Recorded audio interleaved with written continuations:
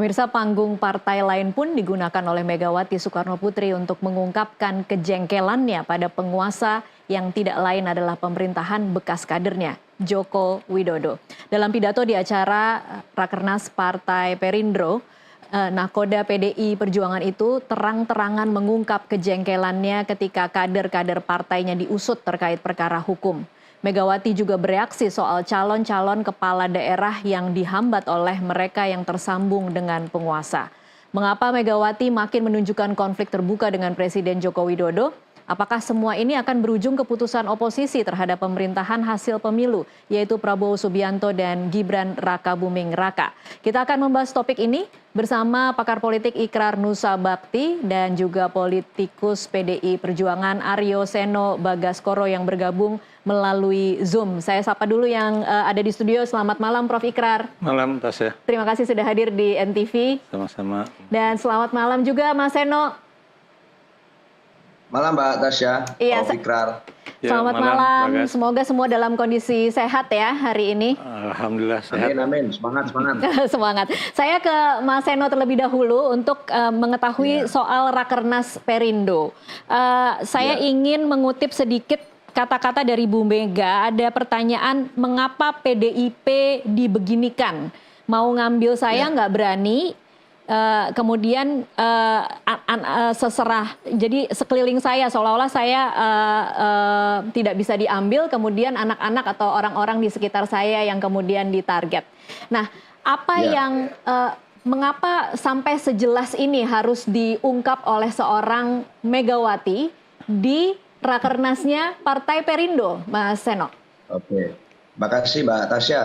Jadi di Mukernas Perindo itu, Perindo adalah salah satu partai sahabat kami yang pada saat Pilpres yang lalu kami bersama dengan Perindo menjadi mitra dalam mengusung Pak Ganjar dan Pak Mahfud, dan ada perjalanan panjang untuk kemudian bermitra dengan Perindo. Dan kebetulan kemarin beberapa waktu yang lalu kami diberi kehormatan Ibu Megawati Soekarnoputri diundang hadir di Mukernas Perindo untuk menyampaikan keynote speech kebangsaan tentang sikap-sikap politik, pandangan politik Bu Mega tentang kondisi bangsa dari masa ke masa, termasuk akhir-akhir ini. Tentu menjadi sangat aktual apa yang disampaikan oleh Bu Ketua Umum, karena baru di bulan yang sama, di bulan Juli, baru saja kita masuk ke bulan yang baru, itu di bulan Juli memperingati Hari Kuda Tuli, tentang peringatan Kuda Tuli, peristiwa Kuda Tuli, di mana beberapa puluhan tahun yang lalu, lebih dari 25 tahun yang lalu, di masa Orde Baru, PDI Perjuangan mengalami situasi dikuyok-kuyok yang sedemikian rupa, yang itu menggunakan segala macam instrumen kekuasaan yang ada dengan semangat zaman pada waktu itu. Yaitu misalnya watak kekuasaan yang menekan itu dilakukan dengan cara represif, dengan cara menuduh orang tidak taat pada Pancasila sebagai satu cara untuk mempolitisir, kemudian bahkan melakukan cara-cara konfrontatif yang berbau kekerasan seperti yang terjadi di peristiwa Kuda Tuli, di mana kantor partai diserang oleh sekelompok orang. Nah, inilah yang menjadi refleksi bahwa di hari ini sekalipun watak kekuasaan yang memiliki sisi gelap itu bisa saja menggunakan atau berperangai dengan ambisi yang sama. Meskipun tentu metodenya pasti berbeda. Hari ini sudah tidak populer lagi misalnya dengan cara-cara kekerasan, maka dilakukan cara-cara lain, yang itu menggunakan akses dan instrumen kekuasaan. Nah, itu yang menjadi titik poin dari kritik Bu Mega untuk mengingatkan dan menyampaikan sebuah pesan yang crystal clear bahwa PDI Perjuangan lahir di periodisasi sejarah yang seperti itu.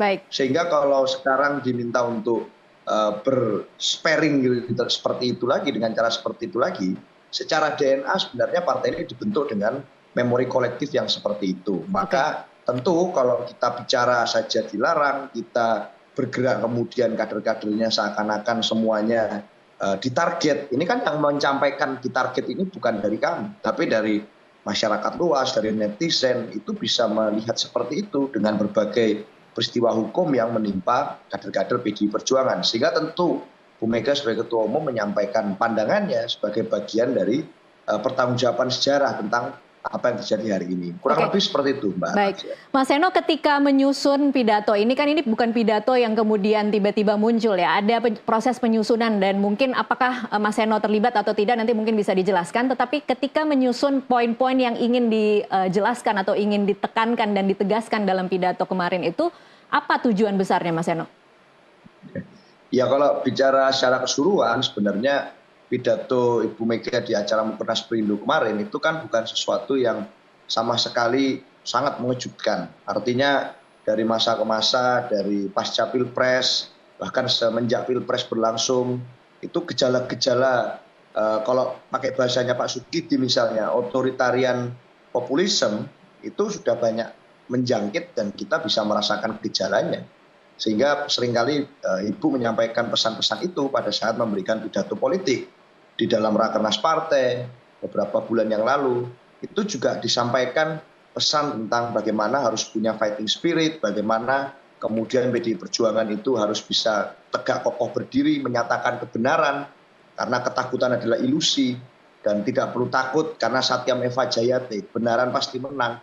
Itu message yang selama ini disampaikan dari masa ke masa. Di dalam acara-acara pada saat di kampanye Mas Ganjar dan Pak Mahfud, pada saat Pilpres juga sudah disampaikan oleh Ibu Mega. Sehingga apa yang disampaikan kemarin itu adalah bagian tidak terlepas dari berbagai pernyataan statement pemikiran Ibu Ketua Umum. Baik. Yang dari waktu ke waktu rutin bertemu dengan para pakar, para tokoh, para budayawan yang menyampaikan keresahan seperti itu kepada Ibu Mega. Mas Seno, tapi katanya ada perubahan dari draft awal kemudian ketika disampaikan. Ya, Bu Mega itu kan orisinil dan otentik. Artinya kalau sudah berada di depan banyak orang berbicara, ya seringkali ya Bu Mega tentu menyampaikan apa yang dia anggap benar. Menjadi kebenaran yang mungkin banyak orang tidak berani menyampaikan, tapi Bu Mega tentu punya legitimasi sejarah untuk menyampaikan itu sebagai mantan presiden sekaligus sebagai putri proklamator. Itu Mbak Tasya. Mas Seno, satu pertanyaan sebelum saya ke Pak Ikrar. Untuk soal Hasto, ada kata-kata kalau kamu diambil, aku pergi ke Kapolri. Coba ingin ngomong apa sih Kapolri? Ini sinyal perang atau sinyal seperti apa, Mas Seno? Ya, terserah yang mempersepsikan ya. Tetapi kalau saya melihat perjalanan sejarah Bu Mega, pada masa Orde Baru itu Bu Mega beberapa kali dipanggil ke kantor polisi. Dan beliau sering cerita dengan bangga bahwa beliau pun hadir memenuhi undangan tersebut dan menyampaikan apa yang perlu diketahui oleh polisi di masanya. Sehingga sekarang kalau seperti ini saja, gitu, Bu Mega selalu menyampaikan ke semua kadernya ya harus berani dong kalau memang tidak salah. Gitu. Dan Pak Sekjen kan selalu menyempatkan untuk hadir. Bahkan di undangan-undangan yang sifatnya klarifikasi itu beliau hadir. Ya. Misalnya di Polda Metro Jaya yang dipersoalkan terkait produk jurnalistik beliau. Pada saat beliau diwawancara di beberapa stasiun TV, itu sifatnya adalah undangan klarifikasi yang tidak wajib hadir. Tapi sebagai bentuk ketaatan hukum, ketaatan terhadap konstitusi dan asas hukum, beliau hadir untuk menyampaikan apa keterangan yang dibutuhkan oleh teman-teman kepolisian untuk yang dipertanyakan di situ. Sehingga ini menjadi satu teladan bahwa kalau memang kita tidak melakukan hal yang melanggar hukum, ya kita harus berani dong mempertanggungjawabkan. Kalau berkali-kali dikatakan harus berani, memangnya kader PDIP takut ya, Mas Seno? Ya pastinya dalam kondisi yang mana kita harus menghadapi kekuatan yang super, gitu ya. Itu tidak semua orang punya keberanian revolusioner yang sama. Itu yang kemudian dikuatkan oleh Ibu Mega bahwa pada saat berpolitik itu bukan semata-mata sekedar tentang perebutan kekuasaan, tetapi juga di saat-saat yang sulit itu juga harus berani menghadapi resiko dan konsekuensi. Sebenarnya itu saja. Tetapi kalau malah Bu Mega itu sebenarnya menurut saya malah banyak meminta para kader untuk menahan diri.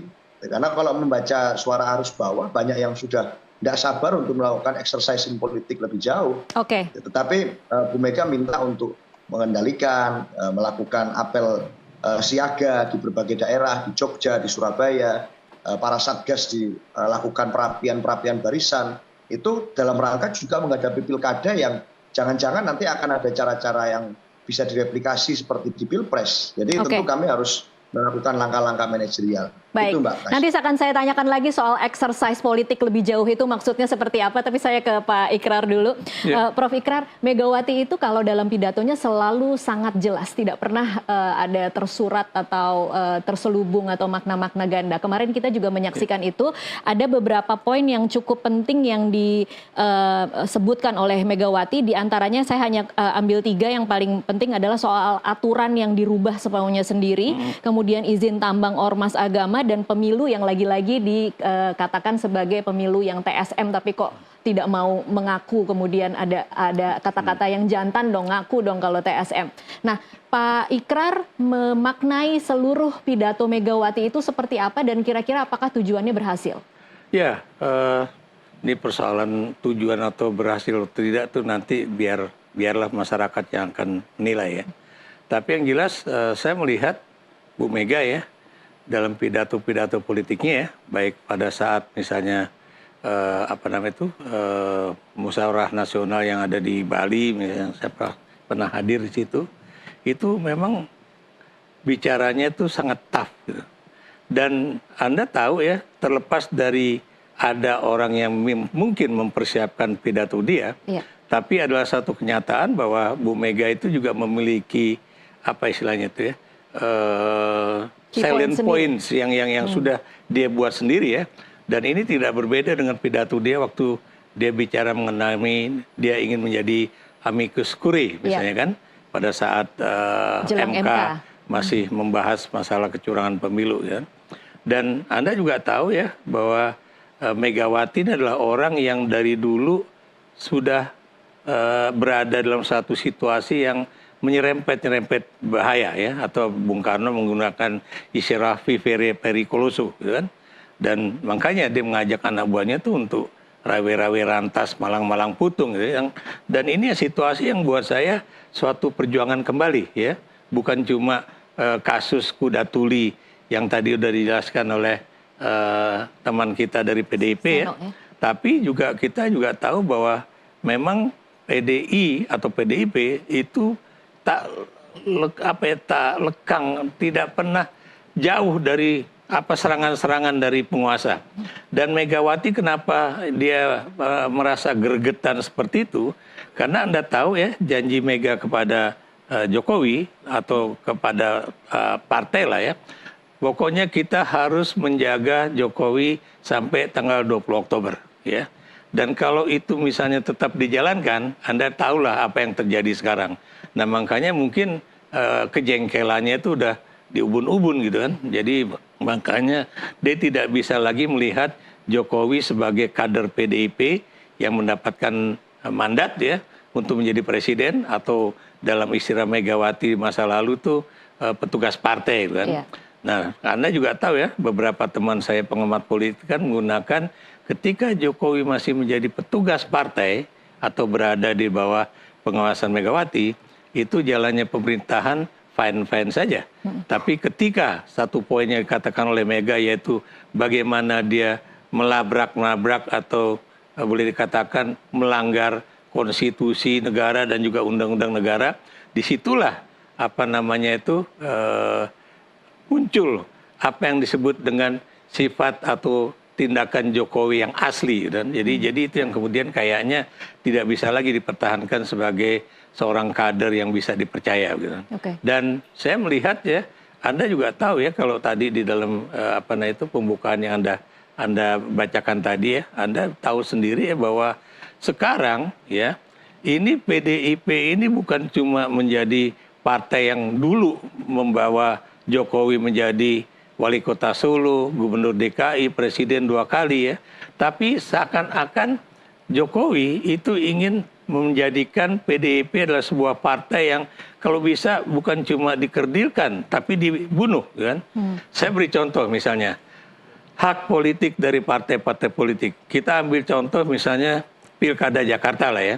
Anda bisa bayangkan ya, sebuah partai yang juga cukup besar pendukungnya di DKI, malah terbesar ya, yaitu PKS, itu cuma tinggal mendapatkan berapa kursi lagi aja, dukungan berapa kursi aja untuk bisa menaikkan Anies Baswedan menjadi calon gubernur DKI, tidak mampu ya. Apalagi sejak PKS menyatakan ya, Presiden PKS menyatakan bahwa kalau bisa kami diundanglah untuk masuk ke dalam Kabinet Indonesia Maju ya. Dan kemudian Anda tahu supaya itu bisa diundang, misalnya PKS kan juga mendukung Bobi ya, Bobi Nasution di pilkada Sumatera Utara ya. Demikian juga PDIP. Anda juga tahu bahwa PDIP masih membutuhkan paling tidak 7 kursi dari partner atau mitra politik untuk memajukan apakah itu Ahok ataupun calon lain yang didukung oleh PDIP. Dan kemungkinan yang tadi saya juga menginginkan bahwa coba kita melihat apakah tidak ada lagi persoalan politik antara mereka yang berpartai atas basis agama dengan partai yang berbasis nasionalis itu bisa menyatu kembali seperti pada tahun 1950-an ya, era demokrasi parlementer atau demokrasi liberal, itu ternyata bisa digagalkan hanya gara-gara tampaknya yang menjadi penguasa saat ini itu khawatir kalau Anies ataupun Ahok menjadi gubernur DKI. Karena kalau itu terjadi berarti skenario untuk menjadikan sang putra mahkota bisa maju pada 2029 dan menang, itu kelihatannya akan tidak mungkin menjadi kenyataan.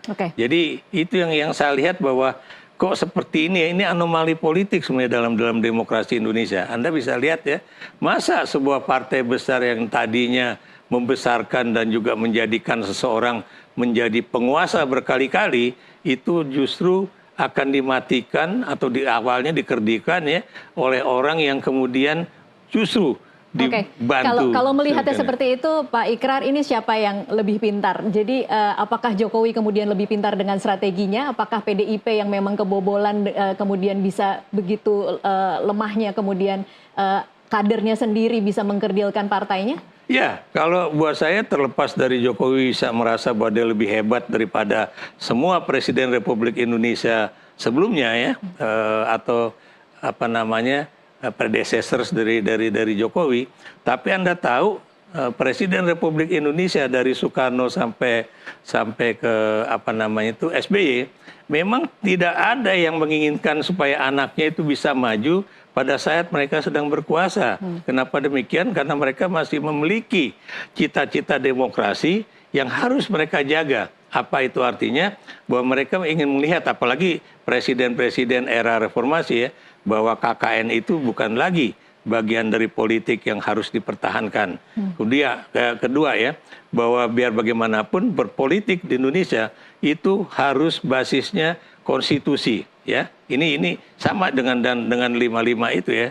Maksud saya pasca tahun Indonesia merdeka dalam artian kedaulatan diakui oleh Belanda, Anda tahu ya semua politisi apapun ideologinya itu basisnya adalah konstitusi. Makanya Herbert Smead menyebutkan bahwa demokrasi parlementer atau liberal itu adalah demokrasi konstitusional. Nah, Mega tetap ingin menjaga itu. Yang namanya konstitusi itu harus menjadi basis dari permainan politik kita ya. Atau demokrasi adalah the only games in town. Tapi Anda tahu sendiri apa yang terjadi ya. Bagaimana misalnya kekuatan MK itu kemudian diobrak-abrik gara-gara Jokowi punya adik ipar yang menjadi ketua MK. Ini fakta. Saya dulu nggak menyangka loh bahwa Jokowi itu punya berpikiran bahwa menjadikan ketua MK itu misalnya adik ipar. Saya dulu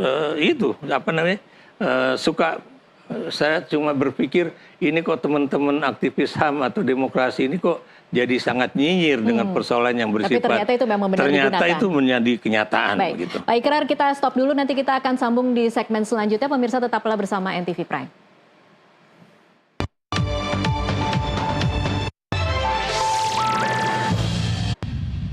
Ya pemirsa, terima kasih Anda masih terus menyaksikan NTV Prime. Kita masih melanjutkan perbincangan. Saya kembali lagi ke Mas Seno. Mas Seno, ada informasi selain soal bagaimana kader-kader PDIP atau Ibu Mega merasa kader-kadernya ditarget. Ada juga katanya informasi bahwa Istana itu marah ketika PDIP melantik pengurus baru yang isinya orang-orang yang dinilai progresif. Anda merasakan hal yang sama, Mas Seno? Ya, saya nggak tahu apa yang dirasakan Istana ya, Mbak ya. Tapi yang saya tahu adalah ya kami sebagai partai terlatih untuk menghormati semua keputusan politik dari partai politik manapun, karena partai politik itu ya punya otonominya sendiri. Lalu kenapa kok kemudian kami mengambil keputusannya? Mas Seno, mohon maaf audionya putus.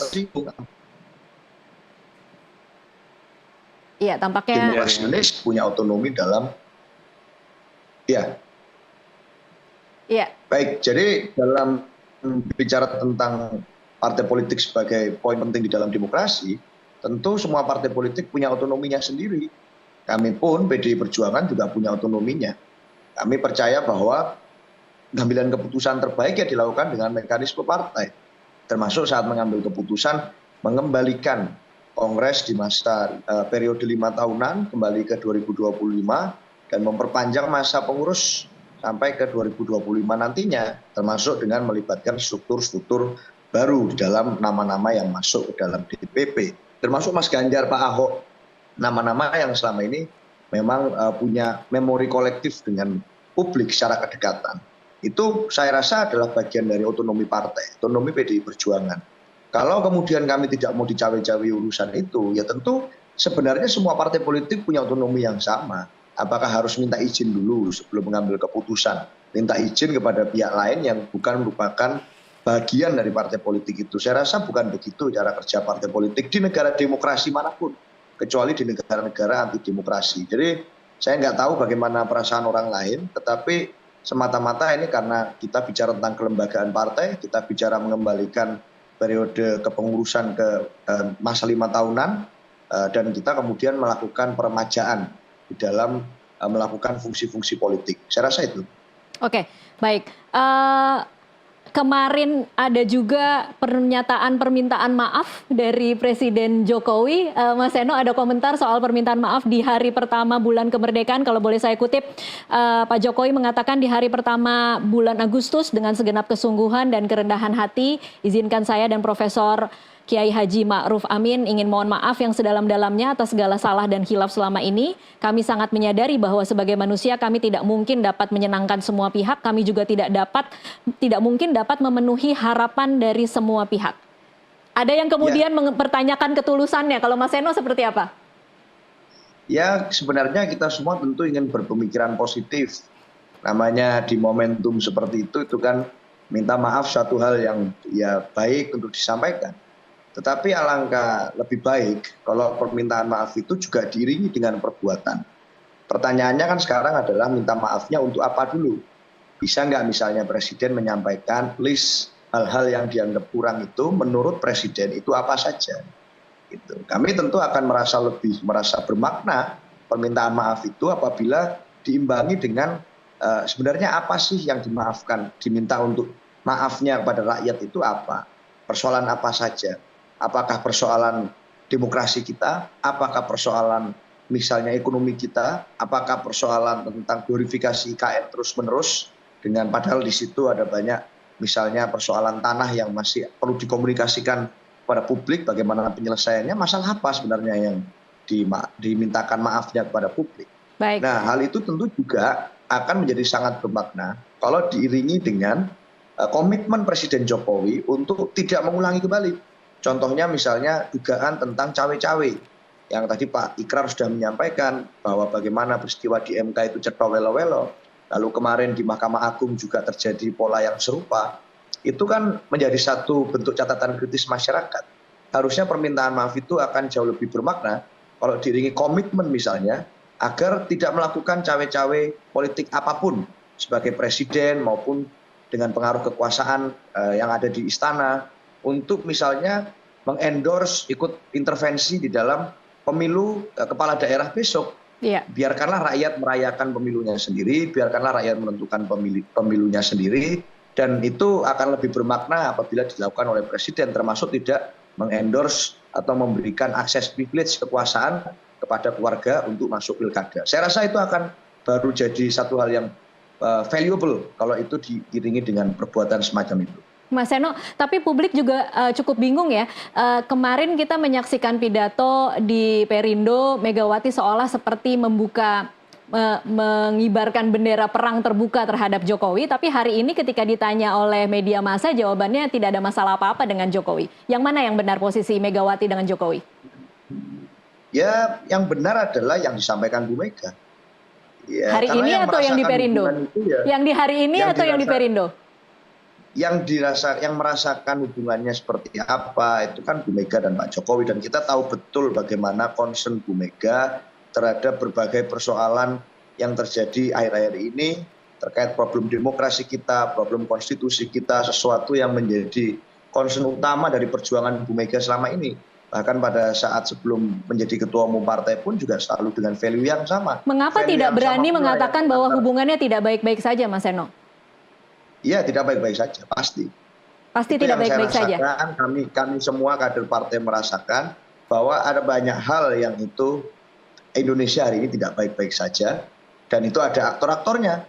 Siapa saja aktor-aktornya? Tentu mereka yang menggunakan akses kekuasaan untuk memenuhi ambisi politiknya masing-masing. Persoalan hubungan pribadi orang per orang, ya saya rasa yang bisa sangat tahu adalah hati masing-masing orang tersebut, termasuk dengan Bu Mega pun.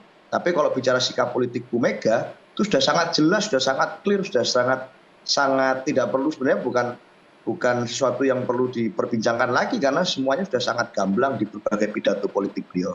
Oke, saya ke Prof. Ikrar lagi. Prof. Ikrar, bagaimana Anda membaca strategi PDI ketika ingin memposisikan diri berseberangan dengan pemerintahan, tetapi ketika ingin melakukan tindakan-tindakan yang lebih agresif lagi, kemudian dipertanyakan bagaimana posisinya, tampaknya memang PDIP lebih banyak berhitung dan tidak terlalu mengambil langkah yang agresif untuk mengatakan dirinya berseberangan. Ya, sebetulnya kalau saya lihat ya, PDIP itu banyak sekali menahan diri, ya, termasuk Megawati. Saya beri contoh misalnya ya, keinginan Megawati ataupun Prabowo untuk bisa bertemu di antara dua tokoh politik ini, dan memang mereka tidak punya masalah, karena mereka dulu pernah menjadi mitra politik untuk maju pada pemilu presiden 2004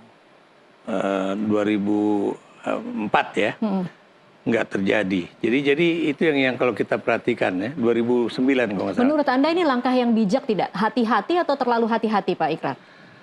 Kalau menurut saya awalnya sangat hati-hati. Kenapa? Karena dia tidak ingin misalnya kedekatan Megawati dengan Prabowo langsung kemudian diartikan oleh Jokowi sebagai suatu koalisi untuk bukan cuma menjadi menjaga supaya tidak ada antara kelompok A dan kelompok B ya. Tapi kalau Anda lihat juga ya bahwa dia tidak mau, Megawati tampaknya tidak ingin agar partainya dan juga kader-kadernya itu kemudian ketika maju pada Pilkada 2024 ini terganggu ya. Ternyata ya, Anda tahu ya, walaupun Megawati tidak pernah memberikan sinyal akan adanya pertemuan dengan Prabowo, walaupun Pilpres sudah berlangsung, hasilnya juga sudah diumumkan, tapi ternyata Jokowi juga masih melakukan yang tadi saya katakan pengkerdilan, bahkan juga pembunuhan politik ya. Dan ini sekarang tergantung rakyat aja, seperti dikatakan oleh Presiden Amerika Serikat ya, bahwa yang namanya demokrasi itu adalah from the people, by the people, and for the people. Ya, tapi ini tidak membingungkan konstituen ya Pak Ikrar, membingungkan konstituen, membingungkan kader PDIP sendiri yang tidak tahu sebenarnya hari ini, sampai hari ini pun kita tidak tahu posisi PDIP itu apakah akan oposisi atau tidak. Oh, kalau soal oposisi atau tidak ya, Megawati tidak pernah mau menggunakan kata oposisi. Tapi dia mengatakan bahwa kita akan berada di luar pemerintahan, gitu kan. Jadi kenapa beliau mengatakan demikian? Karena beliau itu selalu sangat stick pada yang namanya konstitusi dan juga fatwa di dalam demokrasi yang bersifat bukan parlementer, tapi bersifat sebuah negara kesatuan yang tidak memilih jalur parlementer tapi presidensil. Dalam sistem presidensil beliau mengatakan tidak ada itu yang namanya oposisi ya. Yang ada apakah dia berada di dalam atau di parlemen, luar? di dalam kabinet atau di luar kabinet. Kalau menurut Pak Ikrar, ini sesuatu yang sehat tidak di iklim demokrasi kita, di masyarakat kita, ketika kita melihat bagaimana penguasa bertingkah laku kepada satu partai yang sebenarnya tadinya adalah pengusung presiden ya.